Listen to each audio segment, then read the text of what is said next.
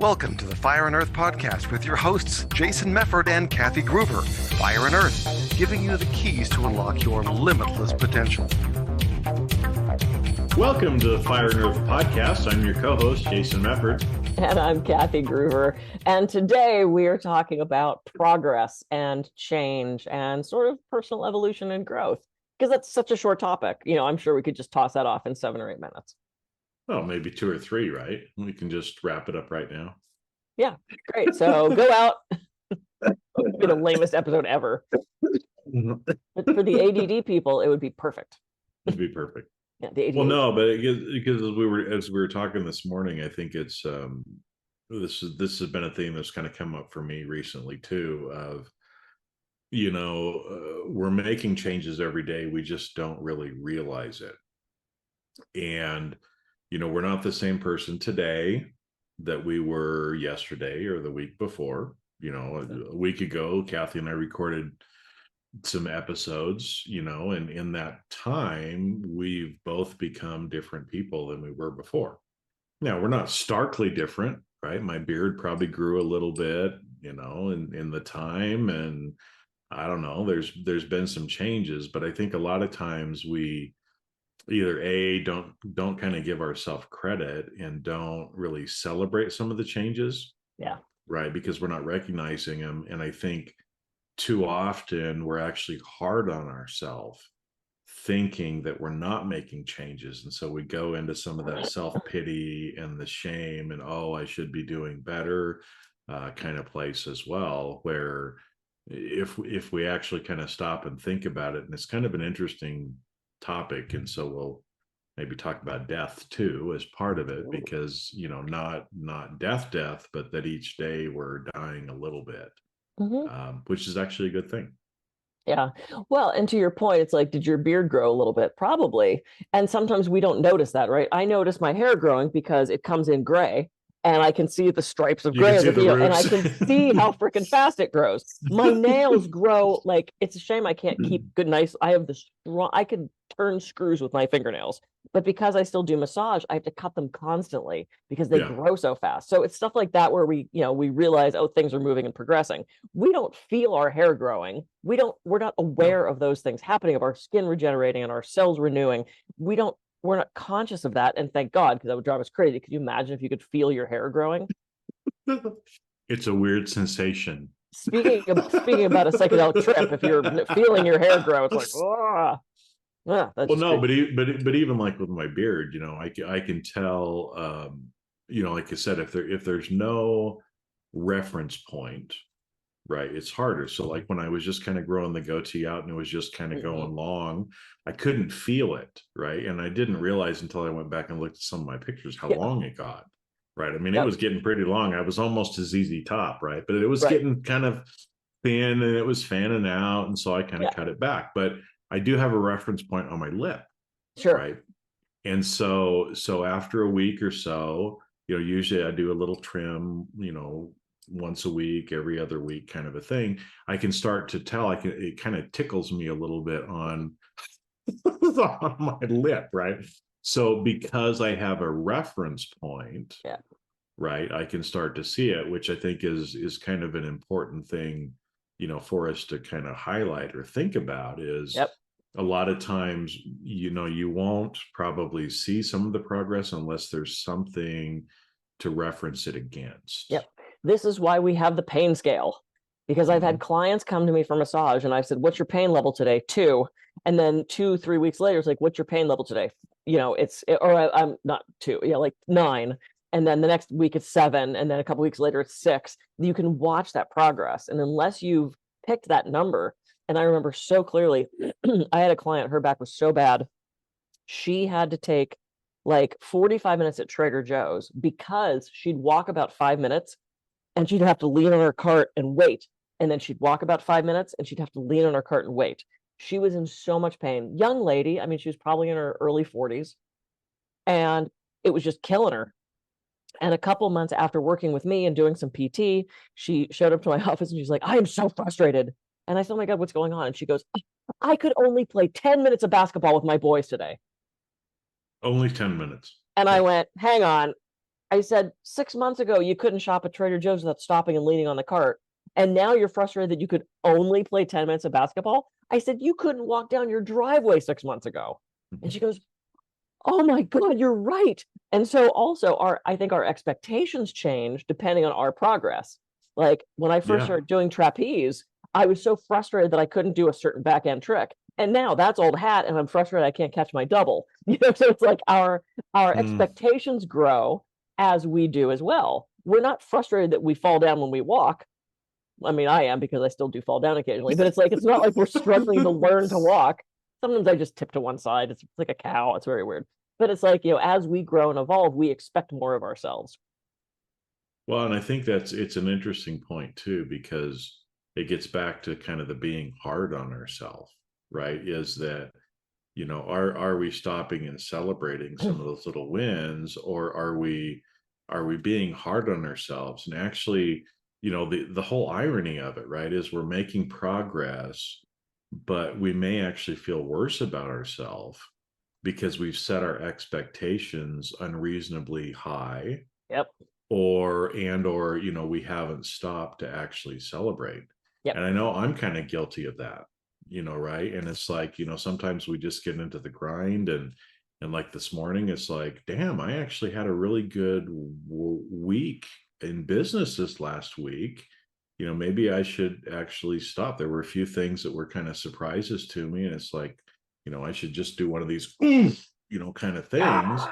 Yeah, so maybe this weekend I need to spend some time actually celebrating it. Because I think, I know you shared the story before when you got your PhD. I was just thinking about that.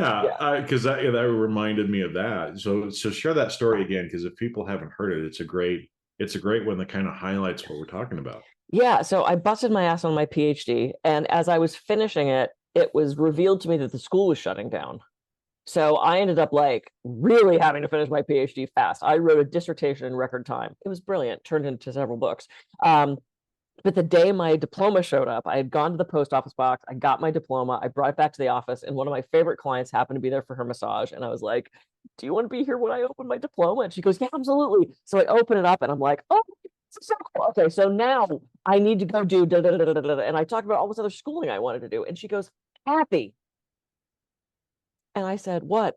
And she goes, Jesus, you're shitting all over your PhD. Can you take 5 minutes to enjoy that you just finished a dissertation in a PhD program before you're like, okay, check and move off to the next thing? And I stopped for a sec. She totally like chided me. And I went, oh my God, you're totally right.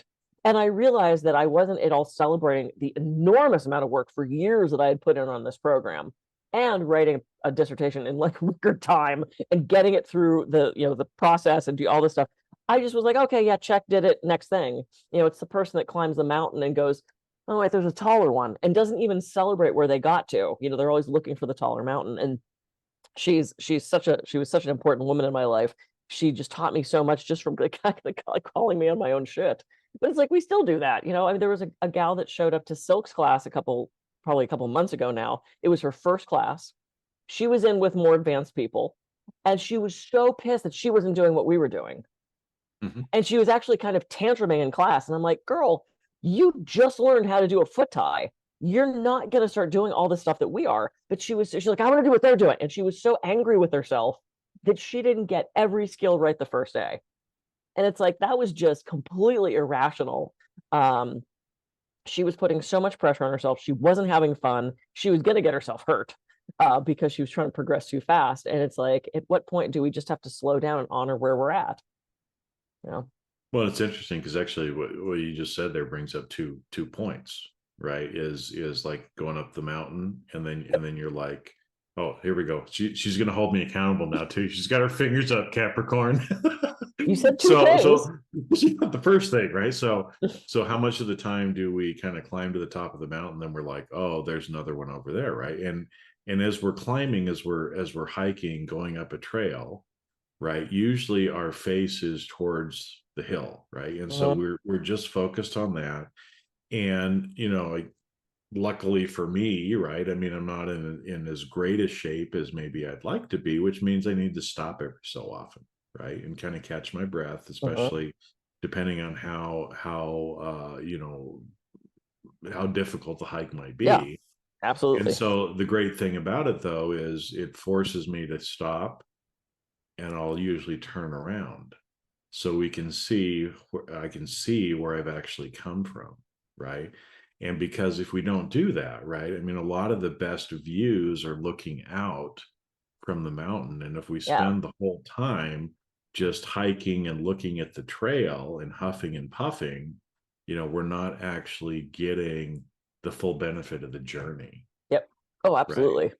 And so it's like that when you were saying with your PhD, it's like you were doing the same thing, right? You just got into the top of this huge mountain, you weren't looking around, and all of a sudden you're like, oh, there's a bigger mountain, I got to go tackle that right now, Yeah, check it right? off the to-do list. Yeah, check it off the to-do list. And then the other one, number two, right, was the because we talked about needing to have some sort of a reference point. And so much of the time we use others as our reference point. So we're into comparatitis, however you would say that, right? Comparing ourselves with other people. That one, yes. That Comparatoritis. that Ooh, comparatoritis. comparatoritis. Okay, let's just make up a new word. I'm going to make up a new one. I'm going to write that one down. Comparatoritis. When it's not fair to us, it's not fair to other people necessarily either to do that. And I'm not a big golfer. I actually haven't played golf in probably 12 years now. I still have my golf clubs. When I I'm not moved, a I big still. golfer. Like, we weren't talking about golf. So, like, why are you telling me Well, you're not no, a big why am I golfer? talking It's very about funny. golf? Because golf, for especially, right? A lot of people think it's a game against other people, Right. right? Yeah. But it's not. For the purists in golf, it's a game against yourself, Oh, right? yeah. And it shows a lot about self-integrity, because again, there's a lot of ways you can cheat, if you will, in golf, right? And so that's one reason why, especially, a lot of business people, and this comes from Japanese culture, especially because I did a lot of work with Japanese companies, they would like to take people to play golf because they wanted to see the integrity of the person. Are they the kind of person who's gonna cheat, gonna move the ball, gonna do some of these other things? Are they gonna be competitive and kind of in your face, like, ha ha ha, Kathy, I beat you a stroke on that Suck last it. hole. Yeah, suck it. What kind of a person you actually are, because it's a game against yourself, right? Which life is kind of a game against ourselves too, right? It's one of those where we shouldn't be comparing with other people. We can see what other people are doing and go, hey, what Kathy's doing is pretty cool. I'd like to, try to do that too, right? I can learn from you. Yep. But I shouldn't get down on myself, if I can't do more than a foot tie in the silks. And believe me, I can't even do that because I've never done it, right? Right. We can teach you. It's Yeah, very easy. you can teach me, right? I mean, you guys know what you're doing, right? But it's one of those where, again, so what kind of reference points can you come up with that don't compare yourself necessarily to somebody else and make you feel bad Yeah, absolutely. that you're not to where they are. Yeah. Well, and it's if you're looking to other people for inspiration, if you're looking to other people for that space of psychological and emotional safety, and one of the things that I love being in trapeze and aerial classes with beginners, because it's fun for me to cheer them on and see their progress. And like, I would rather be with people who are beginners so that I can lift them up and cheer them on than people who are so good they don't need any input from me. Because I mean, we all need the support and the cheering, but it's like, I love cheering on the new people and like, like, oh my God, you're so good. Let me get a video for you. And it's like, I so thrive on that energy of helping lift people up. It's so fun for me to have that kind of experience. And and I was thinking as we were talking, we did our two things. How do we shift into more gentleness with ourselves? How do we look to people as inspiration and not, why do they have 5 million followers? I only have 5. Well, maybe they paid for them. Maybe they've been doing it longer. Maybe they have a different product than you. Maybe, it's like we never take into consideration why somebody is doing better than us or different than us, we just get mad about it. And it's like, what can you learn from them? How can we be Well, gentle with and ourselves and learn? yeah, and I think some of it too is just trying to, like with that example of, let's say, somebody with 5 million followers versus somebody with Hmm. five, right? And for the most part in online businesses, people would put labels on that. They would label 5 million as good, five as bad. But let me ask you this, right? Which one is actually better from a business perspective? 5 million followers who don't pay you any money, or five that pay you $100,000 a year? Right. Well, 100%. Right. So the one, you're actually earning 500,000 in revenue. The other one, Zippo, or maybe some ad revenue, right? And again, a penny on a million views ain't shit, Yeah. right? I mean, it's like, I mean, you gotta have a lot of views to make money just from the ad revenue. So, maybe one thing is to kind of quit labeling Mm. things, right? Well, and that's Of a thought of the good distortion of from the good or cognitive. bad. Yep. Yeah. Yep. That's a thought distortion from cognitive restructuring, is the labeling and the mislabeling. Yeah. Hmm. Yeah. So I think that's one thing that might help, Yeah. right? As well as if we can, with ourself, right? I think we're quick um on ourselves to kind of label things and judge ourselves. Yep. So what if we could, maybe stop doing that a little bit, Hmm. right? Quit using some of those, generic words. And I mean, this from coaching and everything else. People like to talk in generalities and distortions. And so when somebody says, well, that's bad, well, tell me more. What do you mean by bad? Right. Right? Because bad is such a generalization. Bad Right. for what? And what do you mean by bad? What is good? What is Well, bad? and I was just saying, and that, bad for you might be good for me. So it's like bad and good we're labeling that. There's just an experience, and we decide if it's good or bad. And I always use the parable about the, farmer whose son breaks his arm and, blah, blah, blah, blah. It's like, we'll see. We don't know if that's good or bad. And Yeah. to dovetail on you, while it's fresh in my brain, because my brain turns off a lot. Oh my God, did it go away? No, it didn't go away. It's right there. You know exactly what you're going to say. Oh my God, it totally disappeared. I had it. Oh, fuck. Live and unedited, folks, right? Recorded live in front of no Oh, studio I got it. audience. I got it. Okay, I got it. Stay in your lane. Stay in your lane. Stay in your lane and know who you are. Because I mean, I'm starting to do this psychedelic coaching, right? And I see this ketamine clinic pop up in my town, and I'm like, oh my God, and that suddenly everybody's a psychedelic coach. And there was this, I did have this thought of, I missed the boat. I'm too late. How am I going to find clients? I now can't advertise because Newsom decided to veto the bill. I don't want to do anything illegal, nor do I plan on doing anything illegal. But I found over the course of the last week, the Bufo ceremony I did, the priestess that did that wants to start referring to people to me for integration afterwards. The gentleman who runs the ketamine clinic, he and I are meeting next week to talk about him referring people to me for integration after the session.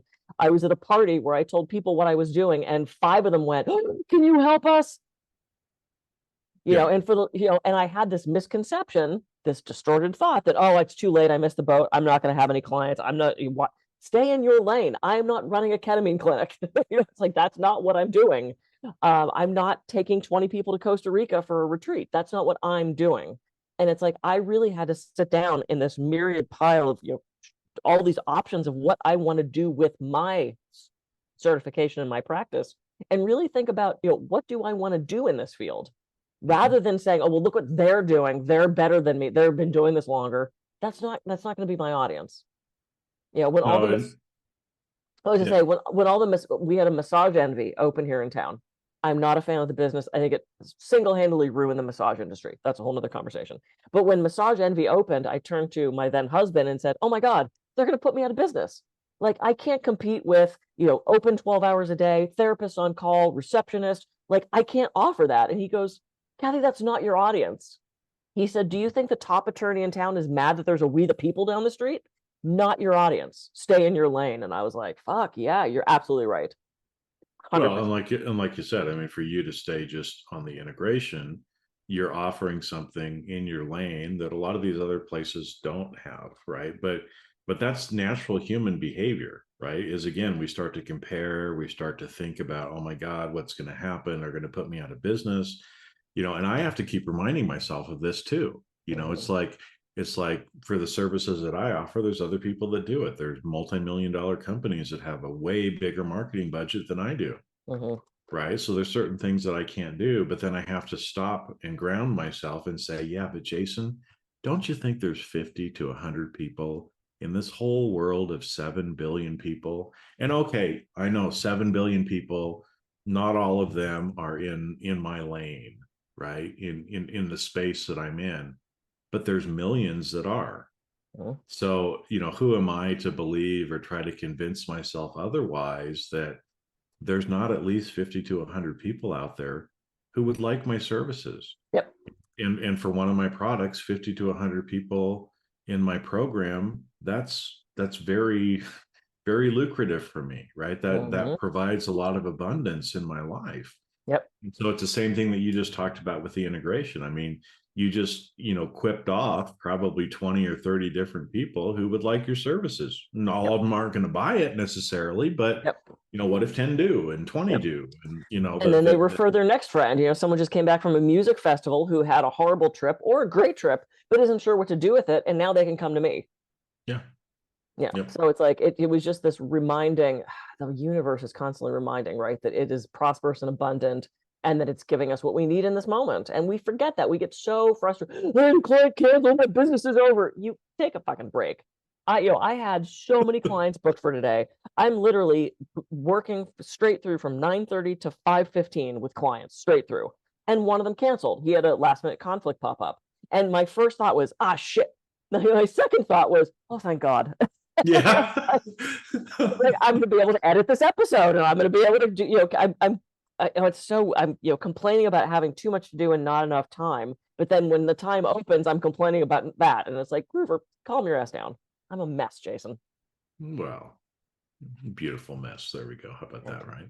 I'm just human. But it's human nature. Yeah. I mean, like you said, right? It's and so can we even, maybe another thing is besides not labeling, not comparing to other people, right? Which means we've got to have some reference point that's different.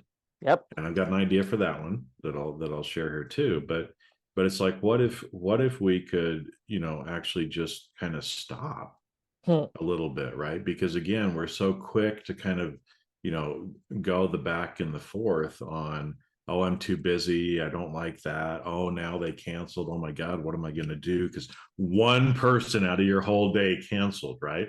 It's like, it's not going to make a difference. And can we actually just kind of stop and pause a little bit? You used to do, I don't know if you still do those daily pauses. Every once in a while. Every so often, right? But I mean, it's like, can we just kind of stop and pause a little bit instead of worrying about, so much of the stuff that's going on. And I think too, as we start to do that a little bit more, you've got to have a little bit of a pause or some sort of a place to do the reflection. Yep. Right. It's like me turning around on the trail and looking back, even if it's only for a few seconds or a minute while I catch my breath and then I turn around and go again. We've all got to have those points in time. So you can put them on your calendar. If you have daily routines, you can do it as part of a daily routine, weekly, monthly, quarterly, whatever, right? But at some point, we need to take some time to reflect. And I think, one of the great ways to do that is one of the agreements from Don Miguel Luis's 4 agreements is I haven't read that in so long. Do your best every day. I'm rereading it again for, I don't know, the umpteenth time now. Yeah. But that whole idea of just do your best every day, right? So again, how can we not beat ourselves up is, well, did you do, at least as good as you did yesterday? Did you maybe do something a little bit better than you did the day before? And celebrate that and realize that I'm making progress. Yep. It's like I was talking to one of my friends and his wife got in an auto accident and, she's okay. Everything's okay. But the car was totaled. Right. And as we were talking about it, he's like, a year ago, I would have gotten into my shit. I would have been like, how did you not see the deer? Oh my God, I can't believe now I have to buy a new car. Now I gotta blah, blah, blah. And he's like, but I didn't do it this time. Yeah. He's like, all I truly was concerned with is that she was okay. And as long as she was okay, then I was okay. And he's like, I'm making progress. I'm like, yeah, that's And a to reflection remember, point. You're dealing with something different now in a different than you way. would have a year ago. Yep. And progress doesn't go like that. Mm-mm. It's you know, there are days where I was like nailing the double and I came so close to catching it, and days where I could barely get my ass around because I was tired. I already exercised too much. My shoulder hurt. The trapeze was off. It was too cold. It was, you know, I mean, like, you have to take into account that you're not going to constantly go up.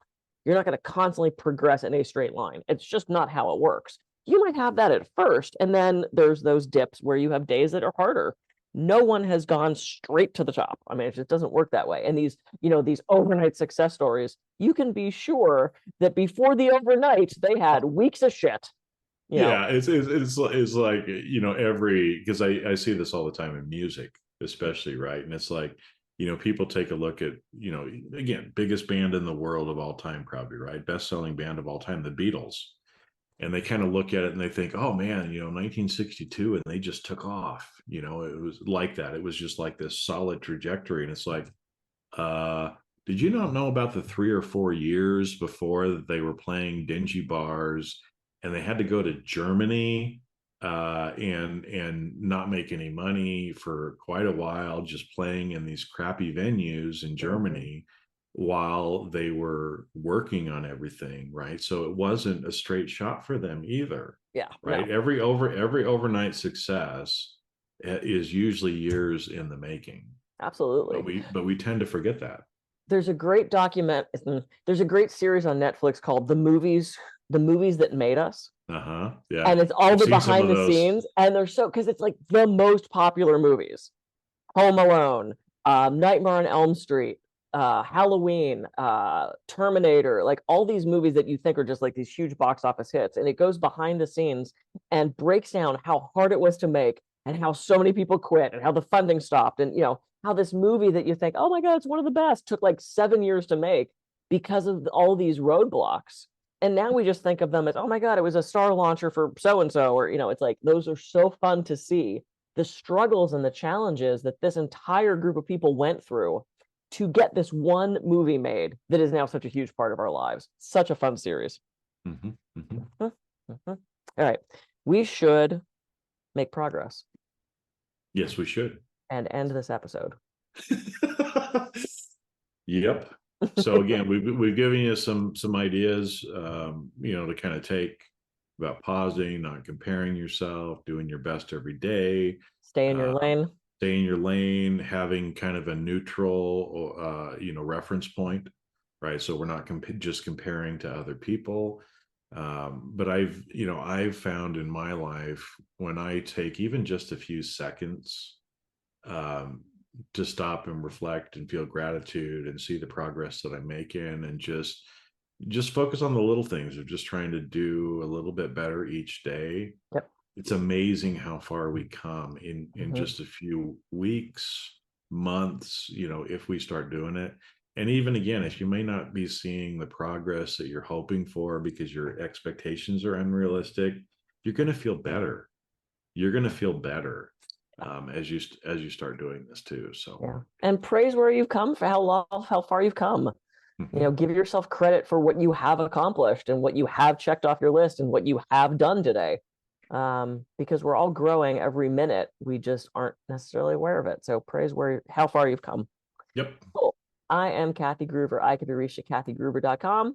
And I'm Jason Mefford. I can be reached at jasonmefford.com. So go out, have a great week. I'll see you on the next episode of the Fire and Earth podcast. See ya.